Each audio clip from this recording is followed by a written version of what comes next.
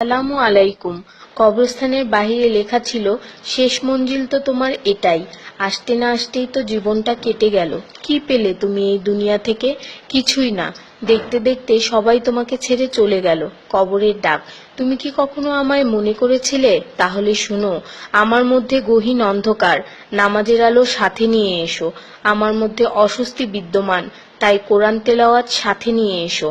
আমার মধ্যে আছে বিষাক্ত পোকামাকড়, সাপ বিচ্ছু, তাই সাথে করে রাসূল সাল্লাল্লাহু ও আহলে বায়তের প্রেম নিয়ে এসো। আমার মধ্যে আছে আগুন, তাই খোদাভীতির শীতল পানি নিয়ে এসো। মেসেজটি নিজের মোবাইলে সংরক্ষিত কন্টাক্টে সব মুসলিম ভাই বোনদের সেন্ড করুন। কে জানে, হয়তো কেউ আমল করাতে আপনারও গুনাহ মাফ হয়ে যেতে পারে।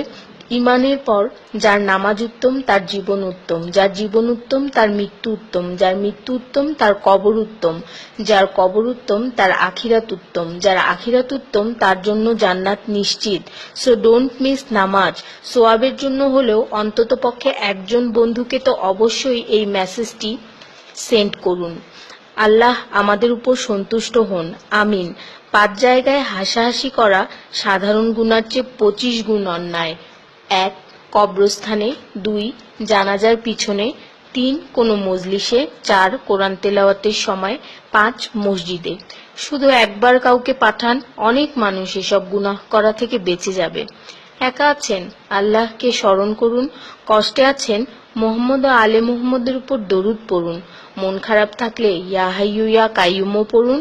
টেনশনে থাকলে ইয়া রাহিমও পড়ুন। ফ্রি থাকলে মেসেজটি ফরওয়ার্ড করুন। হে আল্লাহ, আমার উপর এবং তোমার নবীর উম্মতের সকল সদস্যদের উপর তোমার রহমত বর্ষণ করো, আমিন। তথ্য: আপনি কি জানেন পবিত্র কোরআন শুনলে ক্যান্সার হয় না? আর যদি ক্যান্সার সেল শরীরে থেকেও থাকে তাহলে তাও মারা যায়। দীর্ঘ সময় ধরে আল্লাহকে সেজদা দিলে জ্ঞান ও বুদ্ধিশক্তি বাড়ে। মাথা ব্যথার সমস্যা হয় না, চুল পড়া দূর হয়ে যায়। এই মেসেজটি ফরওয়ার্ড করতে শয়তান আপনাকে বাধা দিবে, কিন্তু আপনি এটা হতে দিবেন না। আর সব কন্ট্রাক্ট নাম্বারে সেন্ড করে দিন।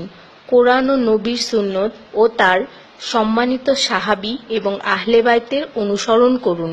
ক্যান্সার একটি ভয়ঙ্কর রোগ। অনেক মানুষ আছে যারা নিজেরাই এটাকে দাওয়াত দিয়ে নিয়ে আসে।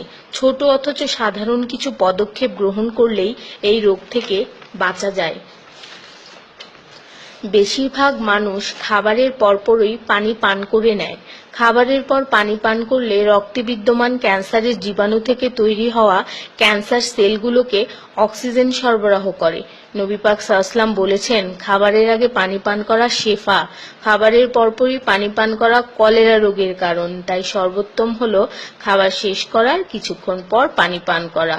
তিনি আরো বলেছেন, 1 চিমটি লবণ খেয়ে খাবার শুরু করো আর 1 চিমটি লবণ দিয়ে খাবার শেষ করো। এ কথাগুলো তাদেরকেও জানিয়ে দিন যারা আপনার কাছে জীবনের চেয়েও প্রিয়। যদি কোনো ব্যক্তি ঘুমানোর সময় 21 বার বিসমিল্লাহির রহমানির রহিম পড়ে, আল্লাহ তখন ফেরেশতাদেরকে হুকুম দেন এই ব্যক্তির প্রতিটি নিঃশ্বাসের বদলে নেকি লেখা হোক। আপনার মোবাইলে যত নাম্বার সেভ করা আছে তাদের সবাইকে এটা ফরওয়ার্ড করুন, আর তখন দেখবেন কত মানুষ আপনার কারণে বিসমিল্লাহ পড়ছে। শেফা আর শেফা। রোজ একটা করে আপেল, নো ডক্টর। রোজ 4টা বাদাম, নো